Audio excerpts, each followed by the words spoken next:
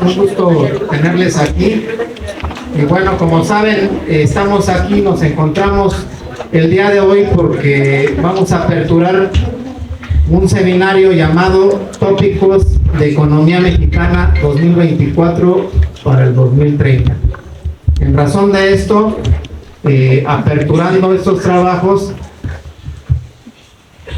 pues es importante aquí presentarles a un querido amigo, el doctor Carlos Bustamante Lemos, quien va a aperturar precisamente estos trabajos del seminario con un tema que se llama Políticas Públicas Territoriales en México y Perspectivas para el periodo 2025-2030. Por lo que, siendo las 11 horas con 57 minutos, declaro inaugurado este seminario Tópicos de Economía Mexicana 2024-2030 en la Escuela Superior de Economía.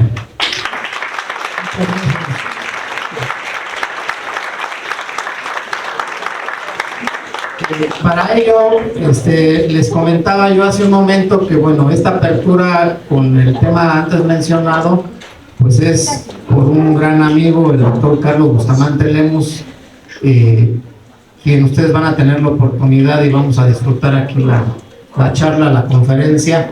Por supuesto nos acompaña el doctor Mario Gabriel Rangel, quien es el subdirector académico de nuestra escuela. Y bueno, pues sin más preámbulo, le cedo la palabra aquí al doctor Mario Gabriel. Muchísimas gracias a todos. Este seminario Tópicos de Economía Mexicana es un proyecto que tiene como finalidad dos cosas. Una es abrir todo un abanico de capacitación a los profesores, en donde ustedes se registran. Este documento que van a obtener es con validez para las promociones, ¿sí? Y va a durar casi 2 meses, ¿no? Casi 2 meses. Una vez por semana, más o menos, y va a abarcar diferentes tópicos de la economía mexicana, desde cosas financieras, monetarias, fiscales, gasto, política exterior, cosas territoriales, y la finalidad es abrir toda una gran reflexión sobre los cambios internacionales y nacionales que México está viviendo, sobre todo a partir de la llegada de nuestra presidenta Claudia. En ese sentido, es este gran seminario. Para el caso de los alumnos, quien participe, que venga regularmente, se inscriba, tendrá un documento también con valor curricular, ¿sí? Y además de que van a estar enterados de todos los cambios, todos los temas que se necesitan, ¿no?, para su estudio, pero sobre todo para aquellos alumnos que en este momento ya están realizando su tesis. Entonces aquí hay una gran abanico, ¿no?, de temas, con gente muy profesional, que son los que realmente están desarrollando la ciencia económica en nuestro país, y son ellos a quienes hay que preguntarles cuáles son esas betas, cuál es la bibliografía, cuáles son los enfoques, y bueno, todo eso está a su disposición de los estudiantes, pero también de los profesores, y que tiene como finalidad abrir un gran abanico para la segunda etapa de lo que va a ser el rediseño curricular, ¿no?, que prácticamente estamos ya a una semana de iniciar una segunda etapa de este proceso. Bueno, voy a leer prácticamente toda nuestra gran formación académica que tenemos aquí. El doctor Carlos Bustamante Lemos es doctor en estudios de planeación por la Universidad de London, maestro en planeación económica y desarrollo urbano también por esta universidad, tiene un diplomado en planeación urbana y regional en la Universidad de Colombia, licenciado en economía ahora de la Facultad de Economía UNAM, es miembro del Sistema Nacional de Investigadores Nivel 2, ha coordinado y coparticipado en algunos proyectos recientes. PAPID, él es coordinador, que se llama Análisis de las Dinámicas y Perspectivas de Crecimiento y Bienestar de Ciudades Medias de México, de 1994-2019, casos Villahermosa y Mérida. También ha coordinado otro proyecto de investigación, que también se llama PAPID en el caso de la UNAM, 2023-2024, es una coautoría con Andrés Barrera, si no leo mal, o entiendo bien el dato que está aquí. que se llama Alternativas de Políticas Públicas en torno al megaproyecto de infraestructura ferroviaria del Tren Maya, con el doctor Gasca.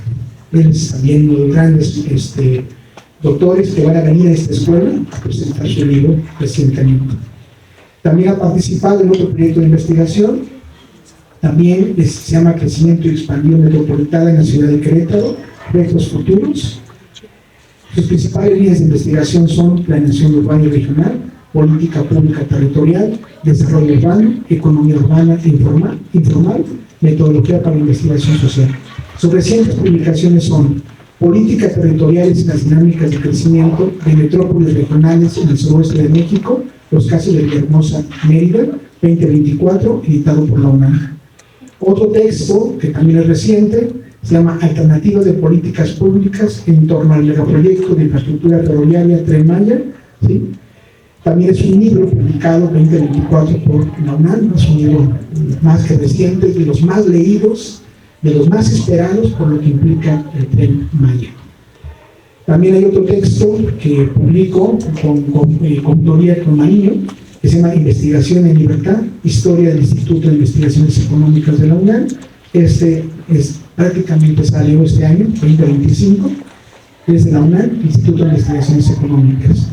Y recientemente nos ha brindado un nuevo artículo al libro de José Luis Calva, a una gran colección de libros de José Luis Calva que se llama Agenda para el Desarrollo 2024-2030. Esa colección es una de las colecciones más estimadas en toda aquella gente que nos dedicamos al desarrollo regional, por la cantidad de temas, la gente especializadísima que ha estado ahí y nos ha formado a muchísima gente que hemos estudiado desarrollo regional. Esto es uno de los libros de cabecera, una colección de cabecera que tenemos prácticamente la gente que nos dedicamos a estos temas. También ha generado, tiene otro texto que es una autoría, que se llama La Zona Metropolitana de Querétaro, su trascendencia histórica, dinámica actual y retos futuros. Este también fue editado por la UNAM, por IDELAP. Actualmente es profesor y tutor en los programas de posgrado de Economía y Urbanismo en la UNAM desde hace más de 15 años. Bienvenido, doctor Carlos Bustamante, esa es su clase también.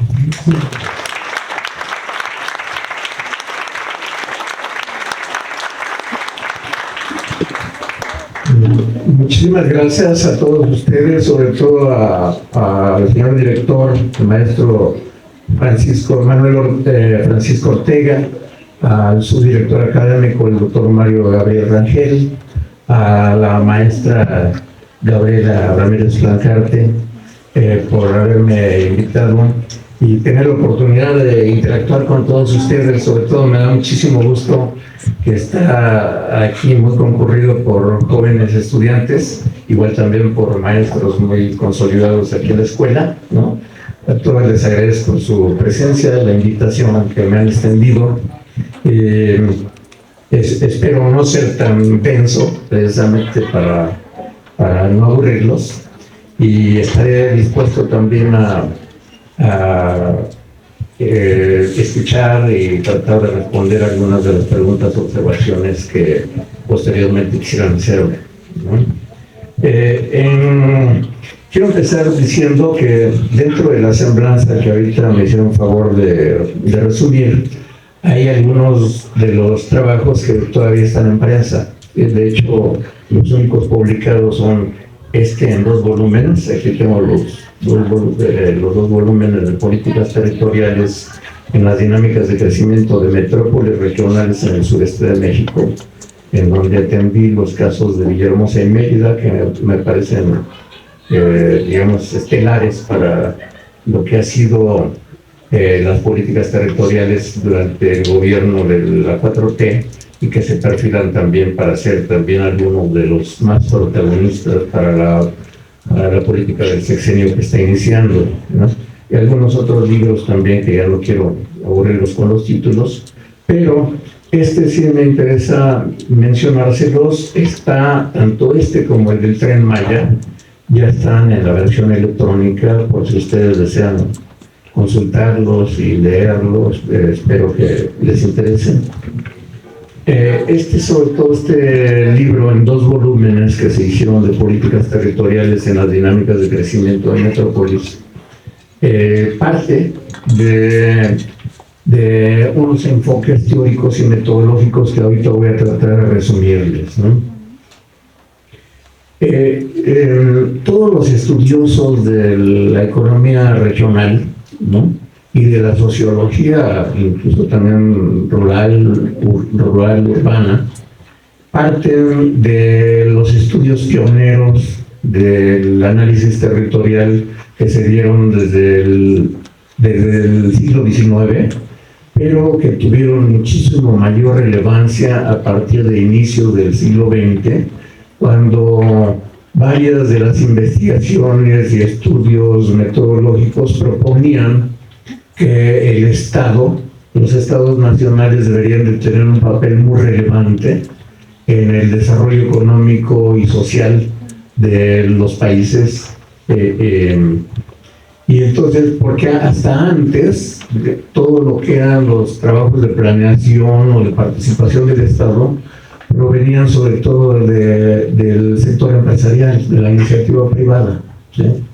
Entonces, todo este modelo, digamos, de crecimiento, pues se dio sobre todo sobre esas bases de empresarios, no solamente empresarios industriales, sino emprendedores que intentaban buscar nuevas formas de vida, ¿no? Y por eso fue que cambiaron los modelos de crecimiento.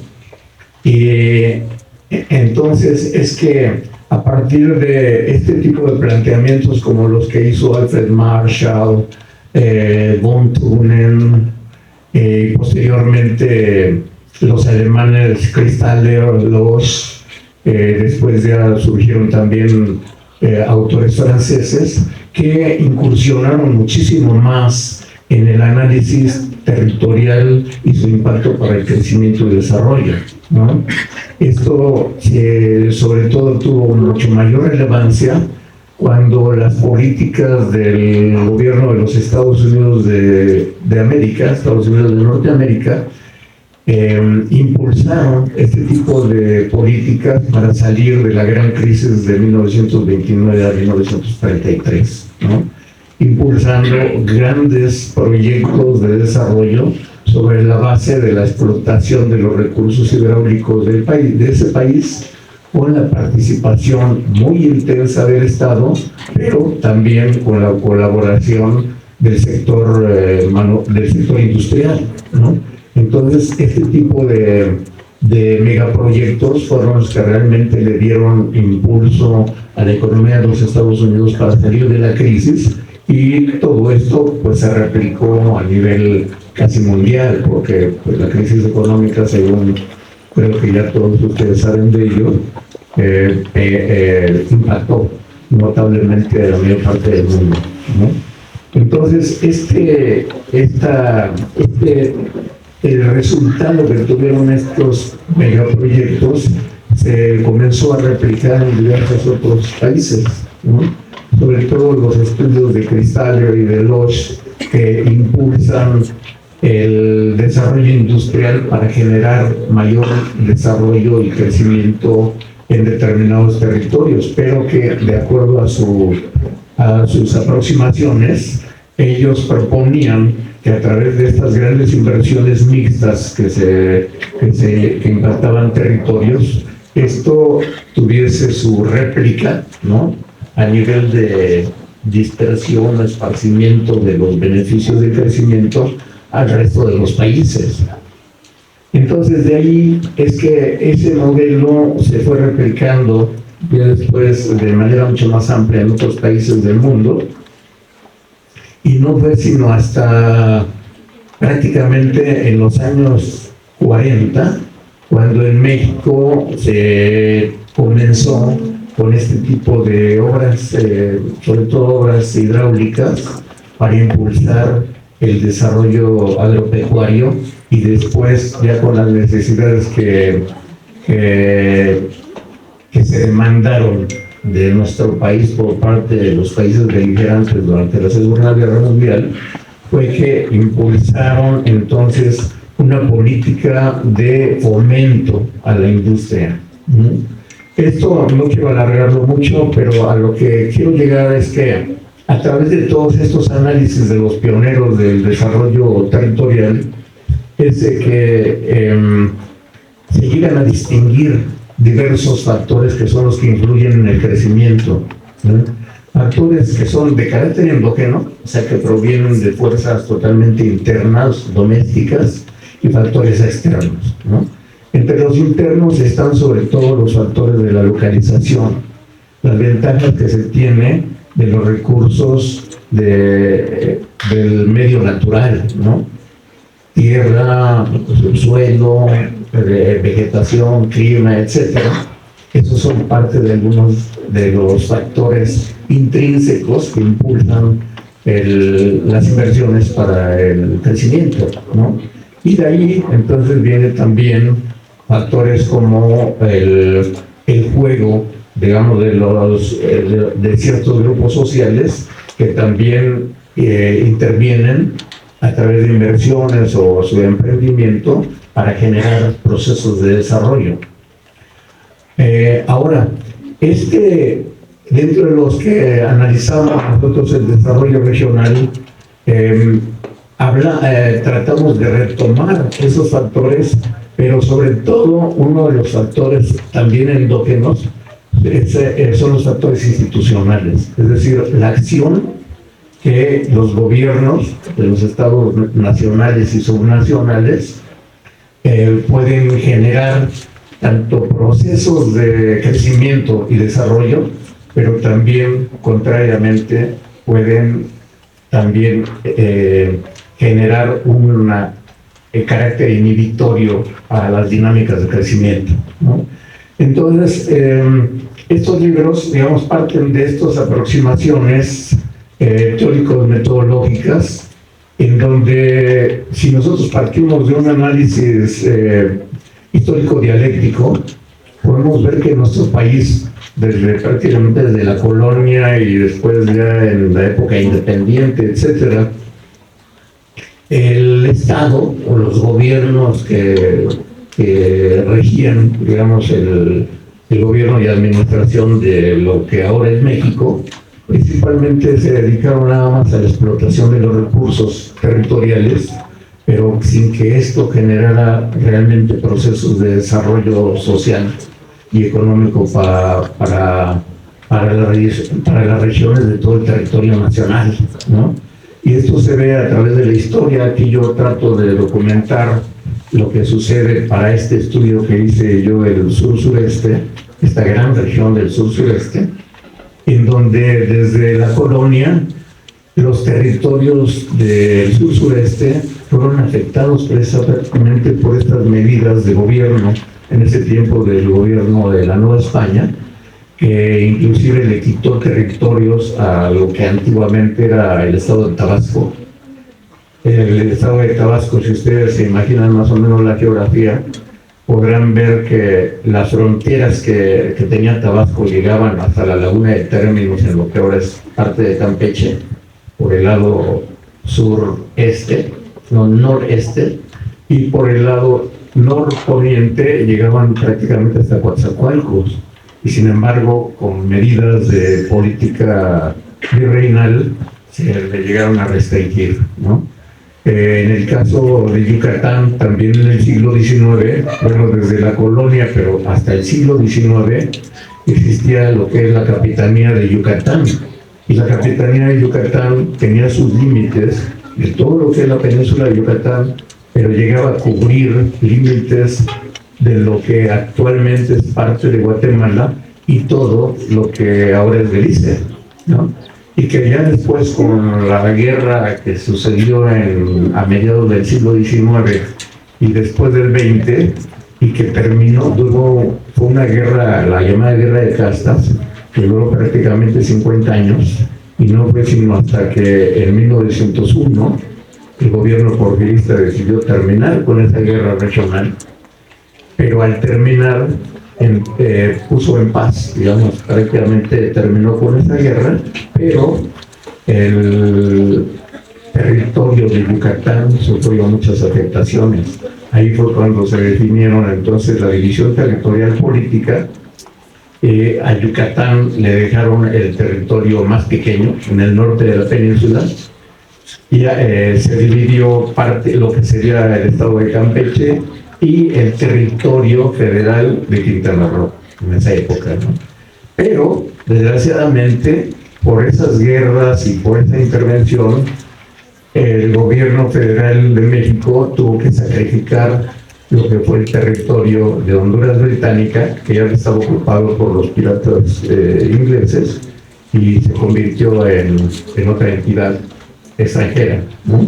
Entonces vean ustedes como políticas que históricamente afectan territorios, pero afectan también la economía, porque muchos de los recursos que se explotaban en la península de Yucatán, sobre todo en los bosques maderables, ¿no? Maderas finas, etcétera, se restringió para Yucatán como estado a la parte más árida, en donde de cualquier manera las fuerzas endógenas de grupos sociales pues siguieron aprovechando con la explotación de otras plantaciones, cultivos, ¿no? Fundamentalmente el enequén, que si ustedes no lo saben, pero generó realmente ingresos muy considerables para el México independiente, que la federación aprovechaba muchísimo este desarrollo endógeno que tenían los empresarios peninsulares por el comercio exterior que tenían hacia el Caribe, el sur de los Estados Unidos y hasta Europa.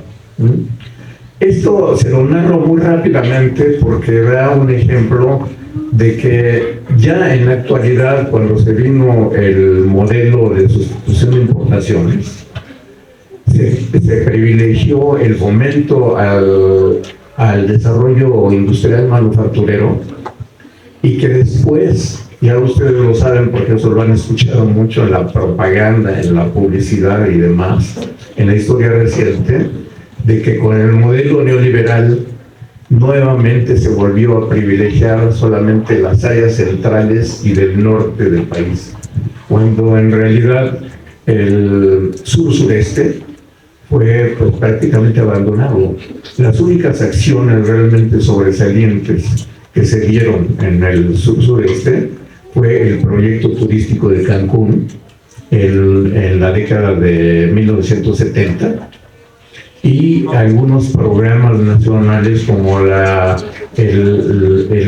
decreto que fue creado en 1972 para crear los puertos y perímetros libres de impuestos, y que esto de alguna manera favoreció a Quintana Roo, que ya se había convertido como entidad federativa, para que tuviera un desarrollo importante para esa época, el sur de Quintana Roo y obviamente el proyecto turístico de Cancún, que hasta ahora todos ustedes saben cómo se ha expandido este sector turístico en todo lo que es la costa caribeña de nuestro país. Y fuera de esas medidas de política, más algunas otras menores que fueron realmente de colonización, para crear centros de población dentro de Quintana Roo y algunas zonas aledañas del estado de Yucatán, para que fueran proveedoras de productos agropecuarios hacia el gran proyecto de Cancún, ¿no? Eso fue lo último que prácticamente se hizo por el gobierno federal en el sur-sureste, en los años 70. Después de ahí vino prácticamente el total abandono, algunas medidas salpicadas como cuando vino el periodo de fortalecimiento de las empresas paraestatales, y que la actividad enequenera tuvo la intervención del Estado a través de Cordemex, y que ya de ahí se vino la declinación de esta actividad por la competencia en los mercados internacionales, ¿no? Entonces, esos son factores también externos que mucho afectan las dinámicas de crecimiento. Como yo les decía, son factores tanto externos como internos, y dentro de los externos, para ya irnos un poco más al presente, Si ustedes se imaginan la República, el mapa de la República Mexicana, la mayor parte del desarrollo en todo lo que fue el modelo neoliberal se generó en el centro y hacia el norte, con la cuestión pues prácticamente la cercanía de los mercados demandantes de los Estados Unidos, después también de Canadá, de los que todavía en 2018 se tenía prácticamente una dependencia de más del 85% de las relaciones comerciales con los Estados Unidos, ¿no? Entonces eso al mismo tiempo de que puede ser una ventaja en términos, digamos, de Producto Interno Bruto, valor agregado, etcétera, todos los indicadores que ustedes conocen, pero no deja de ser también un riesgo la enorme dependencia que tenemos precisamente del comportamiento de la economía de los Estados Unidos y de sus políticas para ellos fortalecerse, y que el Estado mexicano y la población de México esté sujeta precisamente a esa gran dependencia, ¿no? Y de tal manera que, digamos, llegando ya a lo que es los últimos años, entonces la dinámica de crecimiento que se ha dado en el sur-sureste fundamentalmente ha sido por la dinámica de explotación petrolera en el estado de Tabasco y parte de Campeche, ¿no? Hasta ahí se focalizó casi en un 80% las políticas de desarrollo territorial, ¿sí? Solamente para la explotación de los recursos, pero sin que le llegara realmente gran impacto, digamos, o desarrollo social y económico al estado de Tabasco. De tal manera que yo no les quiero atiborrar de estadísticas, pero sí les quiero decir que dentro de los sectores, digamos, más sobresalientes en los indicadores económicos del estado de Tabasco, están principalmente los servicios. La actividad agropecuaria, que era prácticamente su vocación natural, se ha perdido. Hay realmente indicadores muy bajos del valor agregado en el sector agropecuario, pero sin embargo la cuestión de la industria es sobre todo la que está asociada a la explotación petrolera y empresas subsidiarias, y el resto es la actividad de servicios. Comercio al por menor y al mayoreo, pero sobre todo los servicios. Entonces esto, ustedes podrán imaginarse que en realidad afecta también en la formación de los recursos humanos. Los recursos humanos están orientados fundamentalmente a servicios, o la incipiente actividad manufacturera, que prácticamente es maquiladora, o la de la explotación de petróleo, ¿no? La explotación de petróleo sobre todo es de mano de obra que emigra temporalmente al estado de Tabasco y al de Campeche, y ahora que en los últimos años los precios del petróleo descendieron enormemente, pues entonces vienen los niveles de desocupación y la falta de capacitación de la mano de obra, ¿no? Y ahora pues sucede una cosa más o menos similar, pero con ciertos grados de diferenciación, con lo que sucede en Yucatán. Porque Yucatán siempre sí fortaleció una base económica, tanto agropecuaria por la cuestión del enequén y algunos otros productos agrícolas, como frutales, algunos vegetales, ¿no? Pero sí generaron una base económica y una fuerza de trabajo semicapacitada para actividades sobre todo manufactureras en el medio rural y en las costas, ¿no? La actividad también pesquera importante y comercial. Siempre ha tenido esa relación hacia el sur-sureste de Estados Unidos y hacia el Caribe, ¿no? Eso de alguna manera ha generado una formación social comparativamente con Tabasco más avanzada, que le genera cierta potencialidad para el crecimiento. Al mismo tiempo es una actividad también estratégica porque desde la época del Porfiriato existía ya un tren que era el que servía para transportar las mercancías desde Yucatán al resto del país. Esto ahora es lo que de alguna manera fortalece, digamos, la trayectoria del Tren Maya, ¿no? Utilizando más o menos la vía, no las líneas ferroviarias que ya eran ya totalmente obsoletas, pero sí el trayecto de gran parte de la península se genera a través de lo que era la ruta ferroviaria de principios del siglo XX. Entonces, al mismo tiempo de que se genera este tipo de crecimiento económico y de formación social de los trabajadores yucatecos que tienen, digamos, más capacitación en actividades manufactureras, sobre todo las textiles y de transformación de algunos productos agrícolas. En el caso de Tabasco ha sido lo contrario, porque se destruyó desde los años 50 la base económica fundamental que era agropecuaria, y después la tuvieron que convertir en ganadera o de plantaciones, la de la producción de caña, de café, cacao, plátano, etcétera. Pero fuera de ahí ya prácticamente esa actividad agropecuaria ha descendido notablemente, cuando antes prácticamente era una de las principales fuentes de proveeduría al centro del país. Entonces, ahora, digamos, dentro de todo este panorama que ahorita trato de describirles muy rápidamente, el gobierno de la 4T tuvo el acierto, desde mi punto de vista, de voltear la mirada al sur-sureste, ¿no?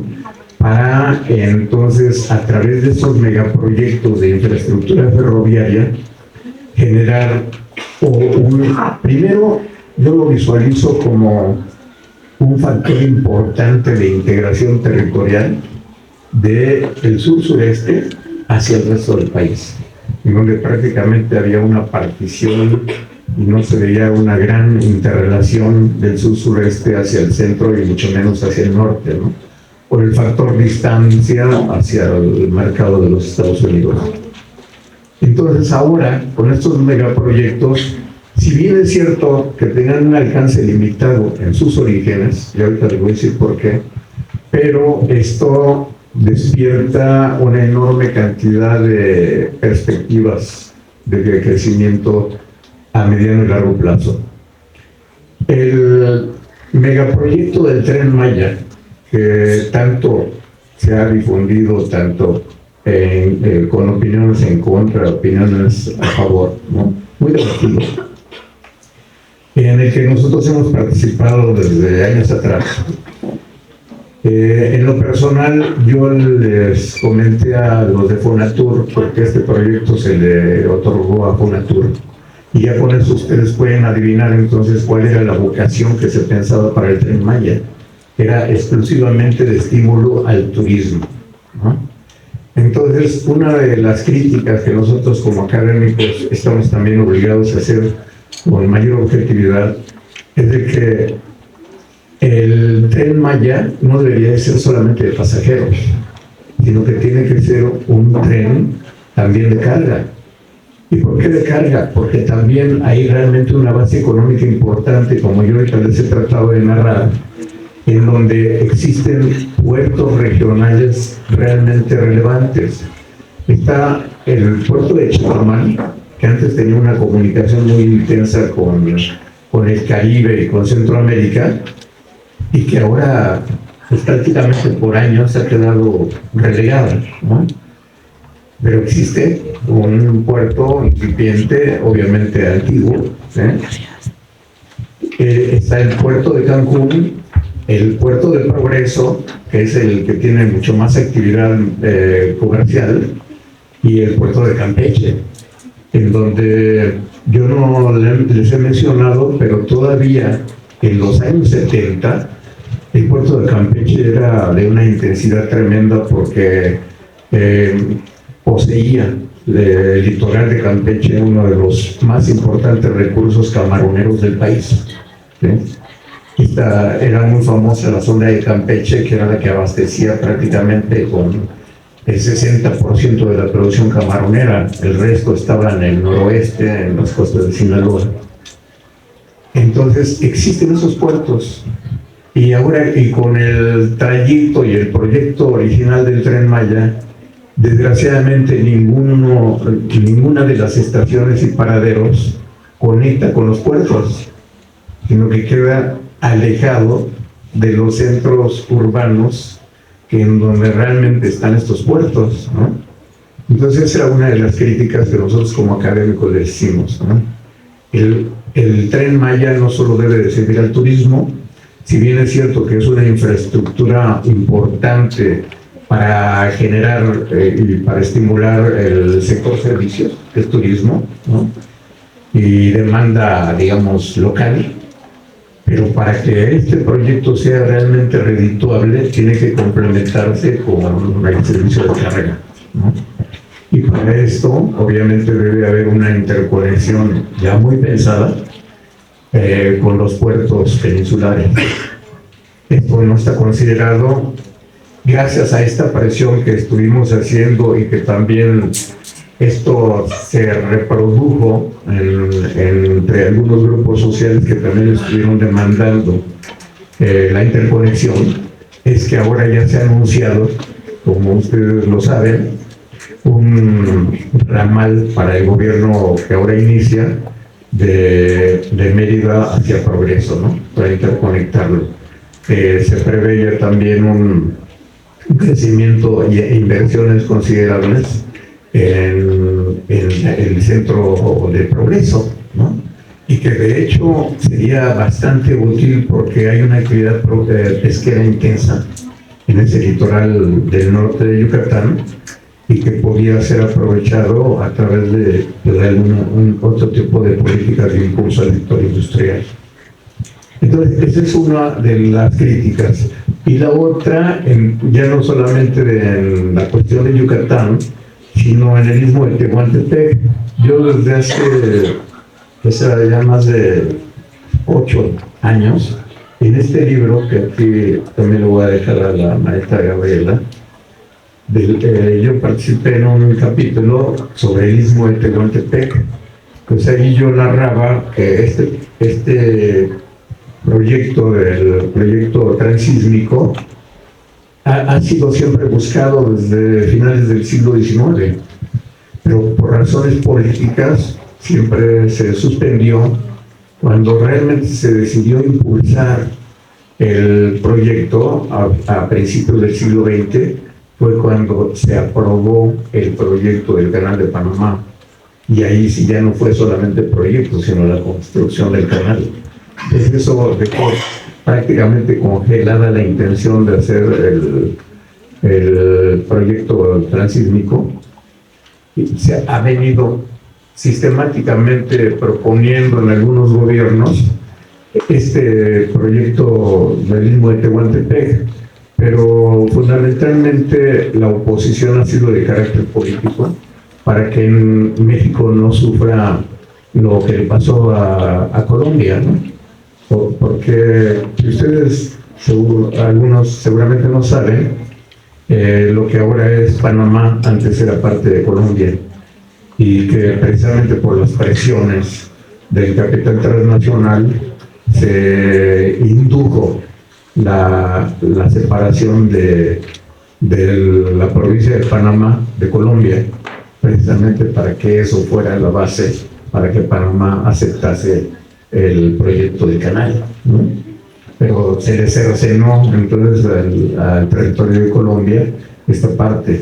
Entonces, uno de los temores en la política de México era de que precisamente un proyecto de esta naturaleza no corriera el riesgo de partir el territorio nacional en dos, ¿no?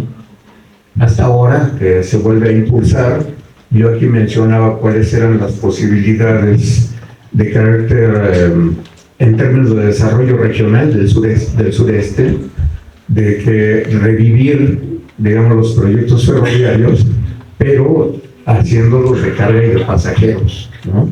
Como ahora ya se proyecta realmente realizarlos en este nuevo gobierno, qué bueno, ¿no? Para interconectar por la vía ferrocarrilera al sur-sureste hacia el resto del país, ¿no? Ahora, sí quisiera que se pusiera esto, Gaby, por favor. ¿Cuáles pudieran ser las perspectivas, y que algunas de ellas ya se han anunciado, ¿no? Para los próximos 6 años?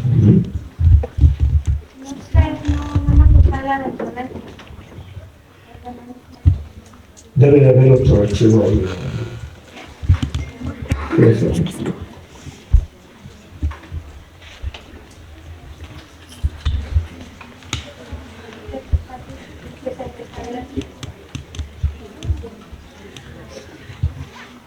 Si no lo probamos antes, es una disculpa.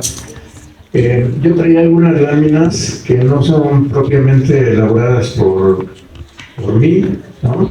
Yo me apoyé en un trabajo que recientemente presentó en el Instituto de Investigaciones Económicas, en donde yo trabajo, el doctor Clemente Ruiz Durán, del posgrado de Economía, ahí en la Facultad de Ciudad Universitaria, en donde él presentó algunas de sus propuestas con relación a la perspectiva de crecimiento territorial y económico que tiene el país a través del modelo de nearshoring, ¿no? Nearshoring no es otra cosa que es una estrategia de relocalización del capital transnacional hacia las cercanías de los grandes mercados mundiales demandantes, ¿no? De mercancías y servicios. Eso es en general en lo que consiste el nearshoring, que quiere decir estar cerca de los límites de las costas territoriales de los mercados, ¿no? Ahora, esto yo creo que se ha tomado de una manera casi nominal, ¿no? De decir, cercanías, pues obviamente las cercanías se han venido dando desde que inició la apertura comercial en los años 80, en donde principalmente el capital transnacional se quiso localizar en la frontera de México con Estados Unidos, ¿no? Considerando que era la cercanía y que esto de alguna manera abate los costos de transportación, de movimiento de mercancías, de no tener realmente grandes almacenes acumulados, etc. Posteriormente se dieron cuenta de que no necesariamente era ubicarlos en la frontera. Entonces, en los años 90 empezó el proceso de descentralización de los procesos industriales mundiales y con la apertura de México hacia el mercado internacional fue que se empezaron a recibir inversiones en las ciudades interiores del país, ¿no? Todo eso fue en los años 90, de tal manera que inclusive el Consejo Nacional de Población produjo un documento que se llamaba Las 100 ciudades de tamaño medio de México, y ya después lo subió a 150, ¿no?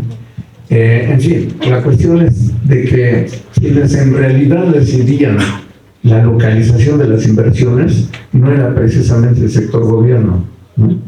El sector gobierno, precisamente por la política de liberalización, dejó que prácticamente fueran las fuerzas del capital transnacional y gran capital doméstico el que definiera en dónde estaría el impulso de las inversiones, ¿no? En realidad, el único proyecto que prácticamente fue definido por el gobierno mexicano fue el de la explotación petrolera en el sureste, ¿no? Fuera de allí, las demás localizaciones se debieron precisamente a decisiones de las grandes transnacionales para ubicarse en otros lugares fuera de la Ciudad de México. Ahí están todas las empresas automotrices, que ustedes saben cómo ha ido creciendo en diversas ciudades, ¿no? La poca descentralización que tuvo el gobierno mexicano fue el INEGI en Aguascalientes, ¿no? el Centro de Neurobiología de la UNAM en Juriquilla, Querétaro, pero todo lo demás, inversión privada y con el apoyo del presupuesto gubernamental para apoyar en infraestructura, servicios, sobre todo darles, pues prácticamente servirles el plato al capital privado, ¿no? Pero esto con el único pretexto, digamos, argumento de generar empleo para la población. Pero otra de las consideraciones negativas es de que durante todo el periodo neoliberal fue el mantener los salarios de los trabajadores suprimidos, ¿no?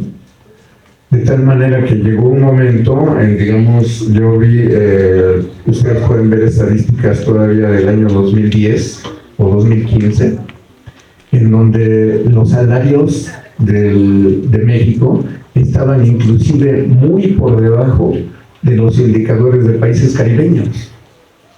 Entonces, a mí me parece muy buena,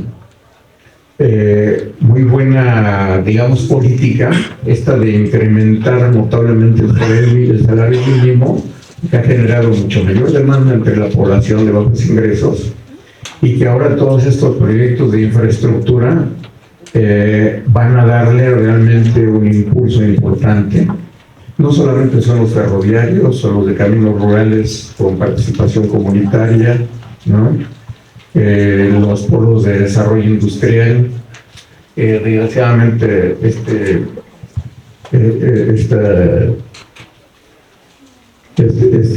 programa no me permitió presentarles a ustedes algunas estadísticas, en donde esto también enfrenta un gran reto para ustedes los jóvenes, porque creo que ya no es suficiente con seguir alentando la producción manufacturera de carácter maquilador, ¿no?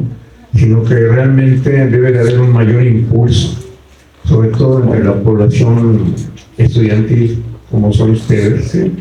Para realmente entrar a estudiar y proponer nuevas innovaciones tecnológicas que puedan generarle un potencial de crecimiento más soberano a nuestro país, ¿no? Yo hasta ahí lo dejaría por cuestiones de tiempo, y le pediría que el maestro que me avisara cuando ya se estuviera consumiendo el tiempo y dar oportunidad a que ustedes, con mucho gusto, me planteen preguntas o observaciones. Muchas gracias.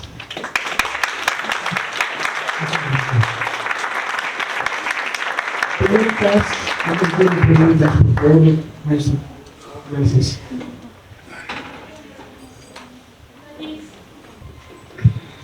Muchas gracias, Alejandro Domínguez, por las personas que no me conocen.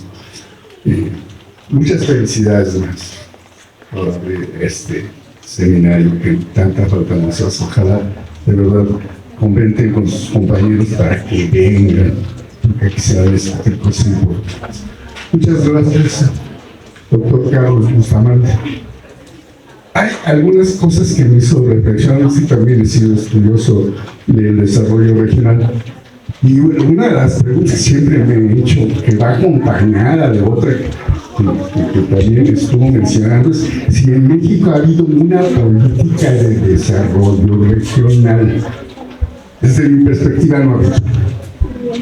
Igualmente pegada, si hay una política de desarrollo industrial, desde mi perspectiva no ha habido.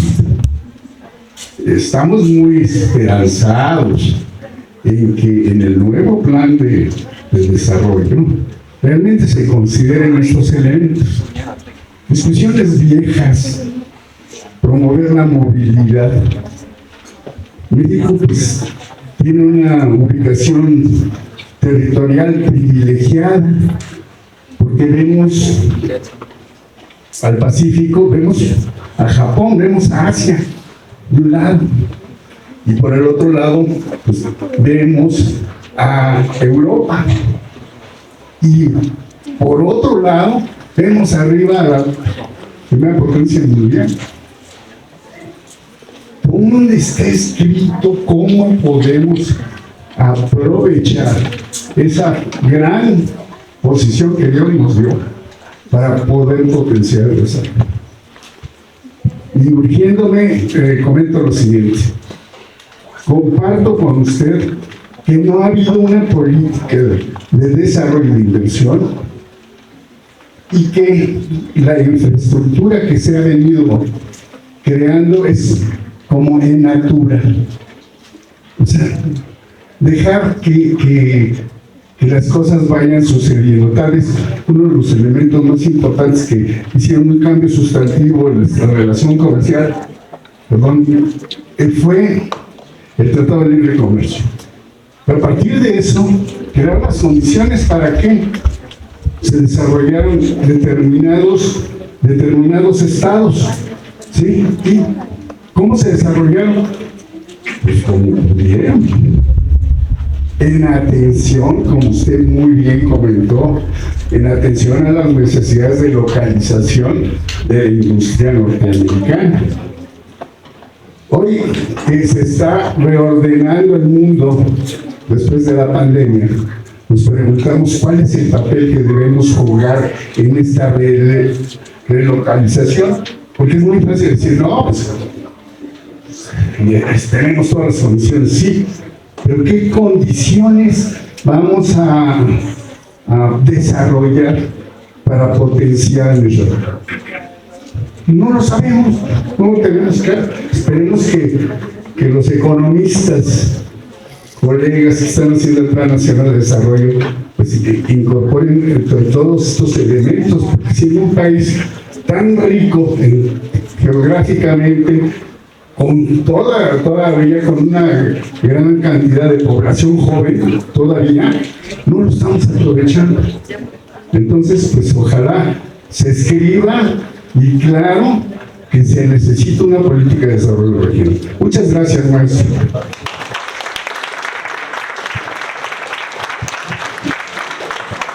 Gracias, profesor Alejandro Domínguez, por sus comentarios y preguntas.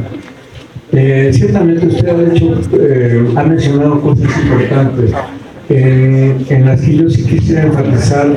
Es de que sí, en el pasado no tan remoto, sí hubo algunas políticas definidas. Voy a mencionar. Durante el modelo que se ha dado en llamar de sustitución de importaciones, precisamente después de la recomendación que hizo la CEPAL con el profesor Raúl Prebisch, de por qué los países latinoamericanos no podían crecer, era porque no generaban un valor agregado importante a su producción y a sus exportaciones. Entonces lo que proponía es de que se entrara en un modelo de impulso a la sustitución de importaciones de carácter industrial y manufacturero para que se desarrollaran desde adentro y que entonces la exportación ya no fuera solamente de bienes primarios, sino que fuera ya de productos manufactureros, ¿sí? Y manufacturados. Entonces es que desde finales de los años 50 y sobre todo dentro de los años 60, ahí sí es donde yo considero que hubo una política industrial, de desarrollo industrial. Y esto lo menciono porque yo en ese tiempo, antes de haber ingresado yo a la UNAM, estaba yo laborando, o sea, como, digamos, de a pie, no era yo ningún funcionario, pero sí me di cuenta de todas las medidas de carácter de impulso al desarrollo industrial que se estaban dando desde lo que se consideraba la Secretaría de Industria y Comercio en ese tiempo, que ahora es Secretaría de Economía.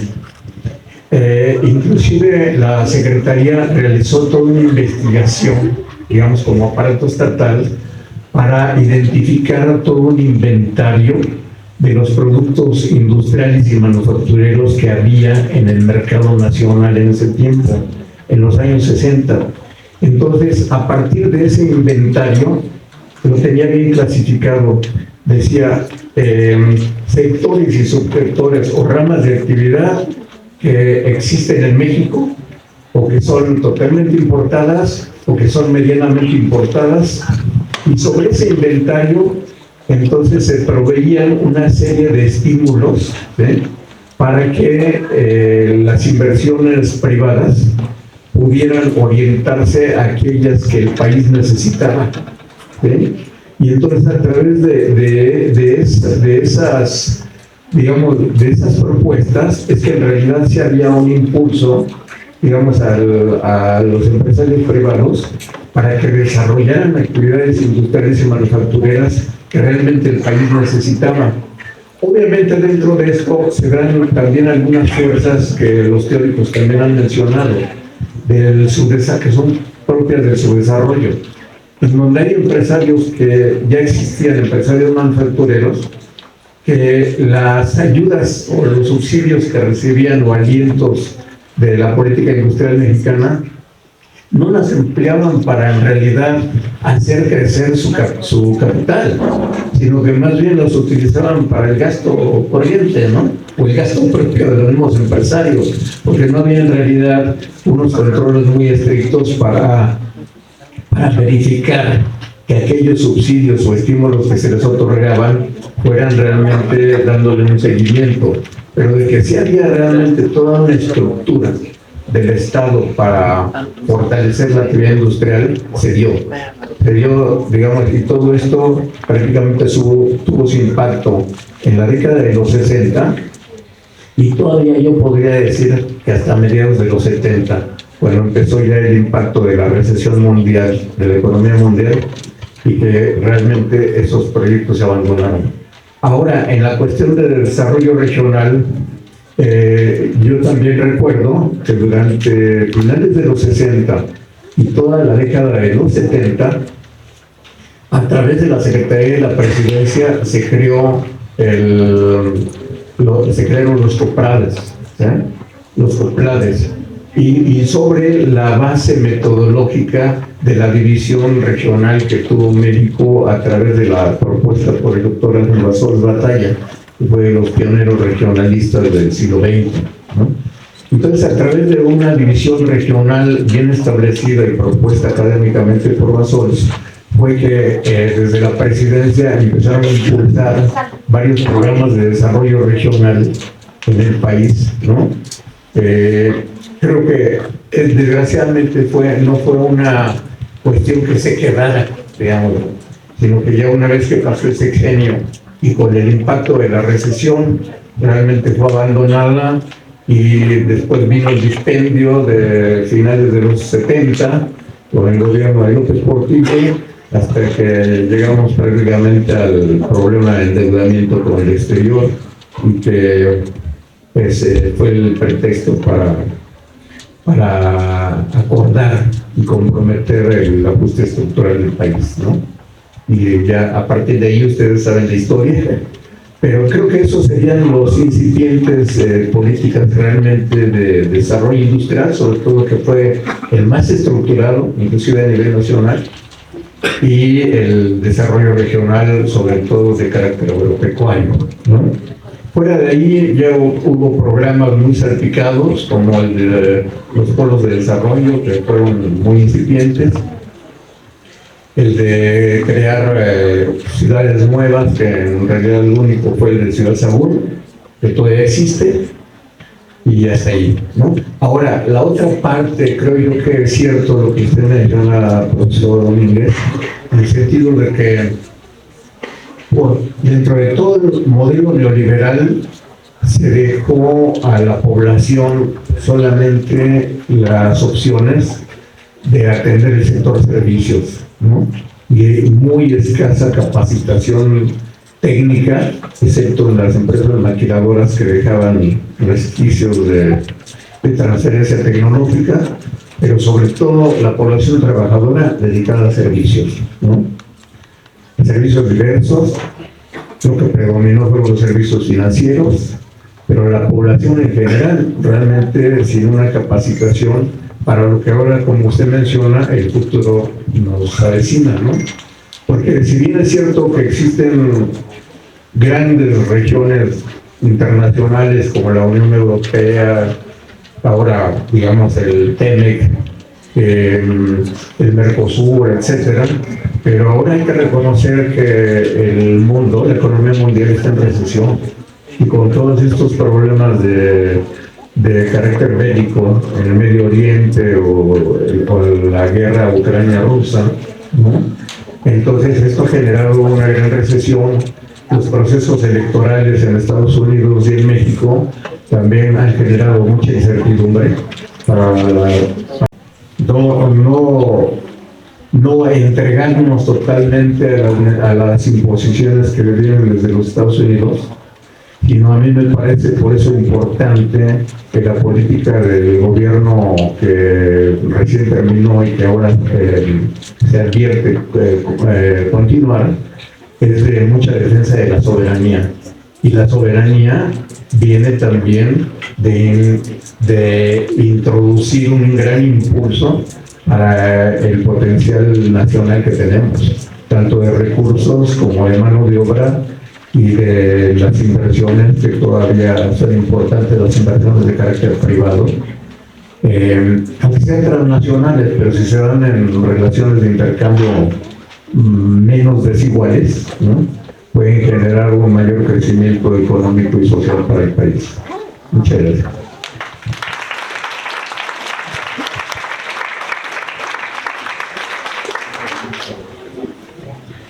El joven.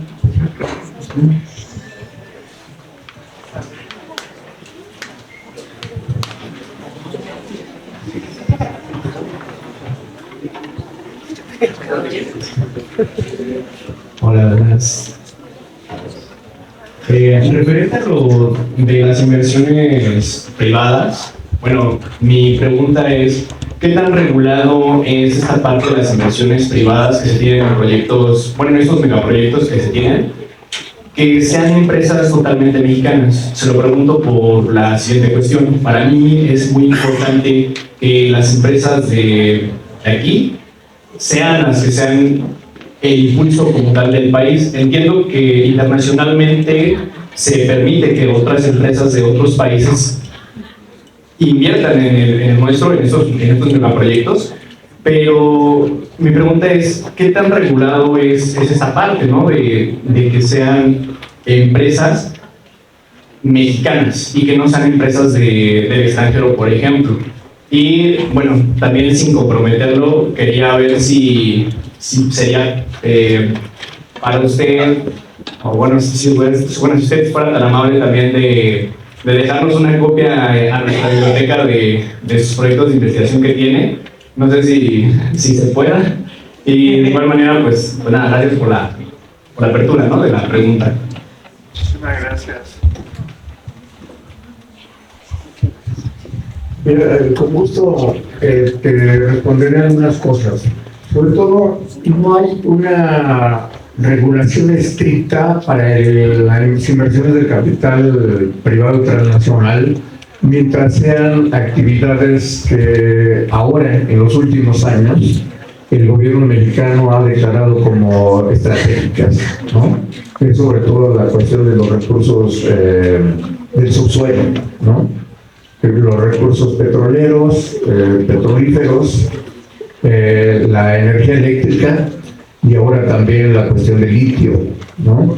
Entonces eso se ha considerado ya como sectores estratégicos para el capital, sobre todo nacional, mayoritario, en donde se ha acordado por reglas internacionales que este tipo de sectores tengan un capital gubernamental, sobre todo mayor del 52%. ¿Sí? El resto puede ser incorporado al capital privado. Ahora, dentro de los grandes proyectos que ahora se están previendo, de los polos industriales de desarrollo, que son alrededor de 100 en todo el país, y en el mismo de Tehuantepec son 12, ¿sí?, hay algunas empresas nacionales que ya son tradicionales, como la empresa Carso de Slim o la empresa de ICA, ¿no?, Ingenieros Civiles Asociados. Estas son de las grandes empresas privadas que todavía tienen gran relevancia en los pueblos industriales de desarrollo. De ahí en fuera, pues sí hay algunas empresas nacionales que han podido incursionar en el abastecimiento a las grandes automotrices, ¿no? Y que se han podido destacar inclusive haciendo innovación para autopartes e insumos complementarios de la industria automotriz, pero en realidad son muy escasas. Pero sí hay algunas de tamaño mediano que se han podido desarrollar, sobre todo acá en el corredor Puebla-Tlaxcala, que abastecen a la empresa Volkswagen y a algunas otras en la producción de hules y derivados del caucho, ¿no? En fin, poco a poco. Por eso es que yo mencioné al final de la exposición de que es importante de que ustedes, todos los jóvenes, puedan incursionar en cuáles son aquellas actividades que requieren prácticamente el país que sean impulsadas, ¿no? En donde haya más innovación tecnológica, digital, tecnológica, en donde realmente pueda ayudar a que el potencial del capital doméstico, por decir así, ya es muy difícil decir cuál es nacional o cuál es no, pero que esos ayuden mucho a que se genere un crecimiento industrial y manufacturero que no solamente sobreviva sobre la base de las maquilas, ¿no? Que la maquila siempre nos deja a nosotros en una condición muy endeble, que cuando las empresas quieren emigrar, les dejan realmente desnuda a la población, ¿no? Entonces, en ese sentido, por eso es que está el exhorto a todos ustedes, los jóvenes, sobre todo, para que busquen cuáles son aquellos nichos en donde se pueden incursionar, que no solamente sea la cuestión de los servicios, ¿no? Gracias. Bueno, muchísimas gracias. Ya son la 1. ¿Les parece si terminamos? Porque si no, nos quedan sin alumnos, ¿no? Bueno, vamos a dar por terminada esta despedida al director que nos haga el favor de entregar los reconocimientos. Muchísimas gracias.